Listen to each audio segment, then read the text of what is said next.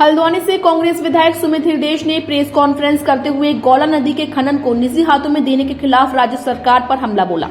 सुमित हृदयेश ने गौला खनन संघर्ष समिति को अपना समर्थन देते हुए कहा कि गौला नदी से हल्द्वानी की पूरी अर्थव्यवस्था चलती है और सरकार खनन को निजी हाथों में दे रही है, जबकि वाहनों का फिटनेस पहले ही निजी हाथों में दे दिया गया है, जिससे लोग बेहद परेशान हैं। उन्होंने कहा कि राज्य सरकार अब लोगों से रोजगार छीनकर माफिया राज फैलाना चाहती है। सरकार उत्तराखंड के जल, जंगल और जमीन को बेचने में जुटी हुई है, लेकिन कांग्रेस पार्टी सड़क से सदन तक इस लड़ाई को मजबूती से लड़ेगी। नहीं, देखिए, चरणबद्ध तरीके से साजिश हो रही है कि गुंडा राज एक लागू हो, गौला को निजी हाथों में दिया जाए। इसके प्रथम चरण में इन्होंने फिटनेस को निजी हाथों में दिया।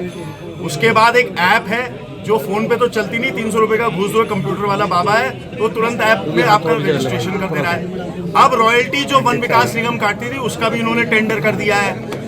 तापका और कोसी में अभी पता लगा है कि वहां तो निजीकरण हो भी गया, वहां बाउंसर भी आ गए।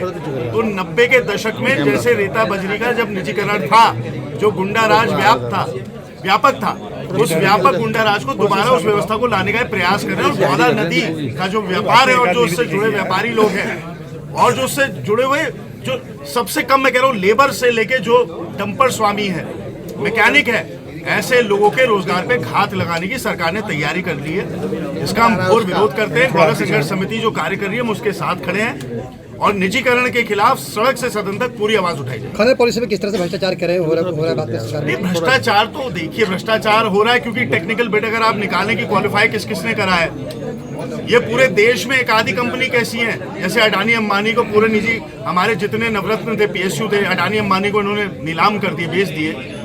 वैसे ही पूरे देश में कॉकस चल रहा है माइनिंग का, जो कि हर जगह खनन का जहां पे भी हो रहा है, जहां भाजपा का राज है, वहां पे जाके टेक्निकल बिड केवल वो क्वालिफाई कर रहा है। तो उसमें घोर भ्रष्टाचार की बू आ रही है। इस निजीकरण के खिलाफ हम जोर से सड़क से सदन तक पूरी तरीके से मुस्तैदी से आवाज उठाएंगे।